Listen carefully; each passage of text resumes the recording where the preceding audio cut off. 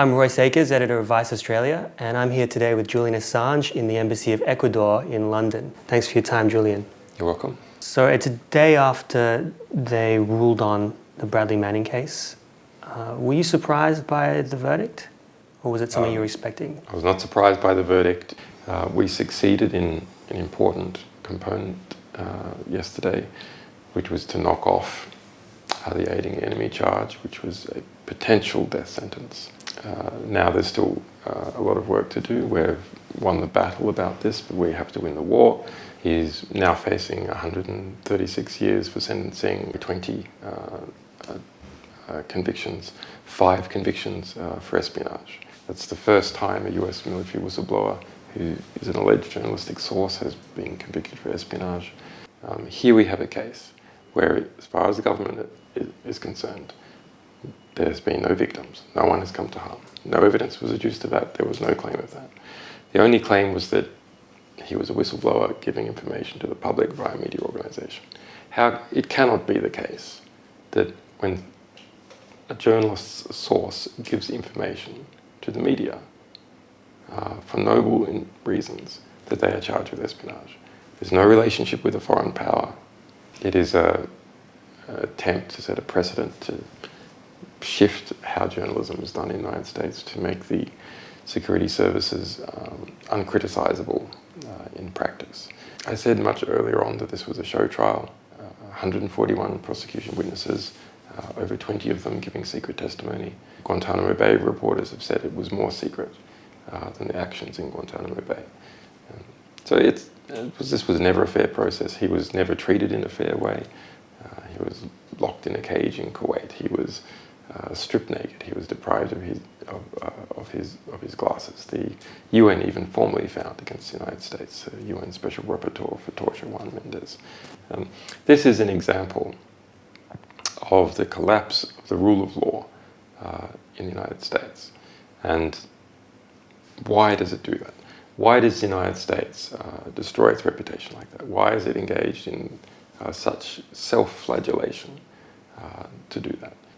Because the desire for authority is much higher than the desire for morality. The desire to be seen as a vicious authority that can terrorize people is higher than the desire to be seen as an authority that commands respect as a result of its integrity. That sort of trade-off has been made. It's also been made in the Edward Snowden case, where the US has fanned out preemptive extradition requests, where it has denounced Edward Snowden for meeting with human rights groups, Amnesty International and Human Rights Watch in Moscow. Denounced him for speaking, not just for leaking documents, but denounced him for even speaking about these issues. White House correspondent Jay Carney. There's another example. A lot of people know you for your maybe run-ins with the American government and big European banks, and now you're running quite a few other states as well, and quite a few other states, and now now that you're running for Australian Senate, is that a shift of focus for you?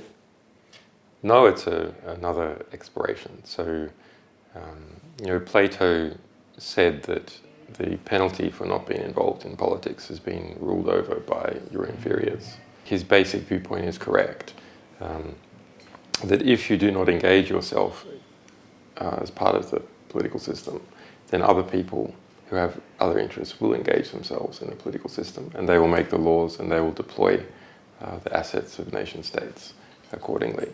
And we saw that as a publisher with Australia, where the Australian government publicly stated that it had started a whole-of-government task force against WikiLeaks, and me personally, involving ASIO, the Domestic Intelligence Service, ASIS, the External Intelligence Service, the AFP, equivalent of the Australian FBI, the Department of Defence, and the Attorney General's Office.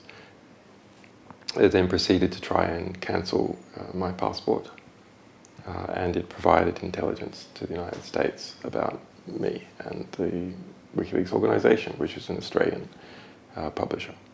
If some people see your Senate run as maybe there's some sort of payback aspect to it. Would that be accurate at all? Or?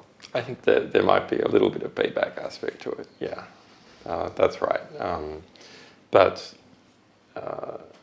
we don't want it to happen again. We don't want it to happen again to WikiLeaks. We don't want it to happen again to other Australian journalists. We don't want it to happen again to any Australian publishers. And we don't want the broader aspect to happen again. And the broader aspect is corruption of purpose, where representatives say that they're being elected to represent Australian interests, but they actually engage in feathering their own nests or representing interests of a foreign state or a big corporation. I've been in business for many years of understanding states, bureaucracies, quite complex, that involve millions of documents, really big organizations and their interlinkages, and to bring the professionalism that we've sort of developed in WikiLeaks to the Australian Senate. I think that's very exciting. Let's say you get into the Senate. You obviously have a relationship with the US government. Can you foresee any ramifications? Yeah, that would be pretty interesting. So if I'm elected to the Senate, then I should take my seat by next September. And so there will be then a question, is there some grace period? Let's say this situation in the United States and Britain is resolved. The Senate has an opportunity to give me some grace of a month, 2 months, however long it likes actually. Would it do that? Would the two major parties actually do that? The answer is probably no. That's very interesting. As far as the United States is concerned, well, I don't think it really matters.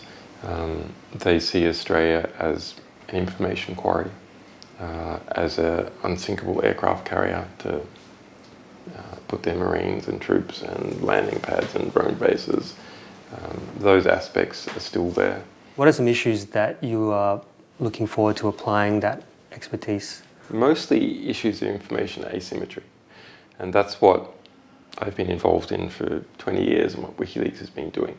And information asymmetry is when, say when you go to a drug dealer and you're looking for some pure drug and in fact you get something that is cut with some poison. But that's also the case now with government secrecy. So you have government organizations accumulating information and restricting it. And a result of that, their accumulation and restriction from the Australian public is that they have an increase in power. Every issue flows from this. One of the attacks that is used on us is, oh, well, you're just concerned with just one thing as a party. But I mean, so are the Democrats, as originally formulated, they're concerned with democracy. Yeah, we're concerned with transparency, justice, and accountability, and that is, everything derives from that. Everything in government derives from that. So, for example, I started WikiLeaks because I understood that simple direct engagements in politics don't work, that everything that is politically possible is defined by what is possible to report in the media. That we live in a mediocracy, which means that presently spin masters are those people who rise to the top. And that is something to do with the nature of media reporting, the lack of diversification of media ownership in Australia, the constraints on good quality investigative journalism, the few number of reporters and the few number of media outlets. Vice is actually a rather good new addition to that in Australia, so is Crikey, so is The Conversation and so on. But that needs to be massively increased, and there's a proper way to do that. And the proper way to do that is to provide incentives for all Australians to be able to produce content. We can turn tens of thousands and perhaps up to 100,000 Australians into people who are producing content for Australia. Do Australians have cause for concern about Australian intelligence agencies? Yeah, I mean, the big problem with Australian intelligence agencies is that they're not Australian intelligence agencies. That's the big problem. You know, I like intelligence agencies in theory. I mean, it has the word intelligence in it, right? I mean, that's a good start to actually try and understand something. The German intelligence agency, the Bundesgeheimdienst, BND, is a federal news service. So it's an idea that you might understand the world. But because of the secrecy, that basic idea, which is a good idea of understanding the world, becomes corrupted very, very quickly. And in the case of Australian intelligence agencies, it has meant that they are subordinate to the US system. You addressed the crowd and you detailed a plan to help fund arts out of the defense budget. Am I correct in saying that? Yeah, that's right. That's right. Our military shouldn't be wasted on absurd Hollywood fantasies chasing around refugees, and they shouldn't be wasted fulfilling missions for a foreign power, in the case of the United States. The export of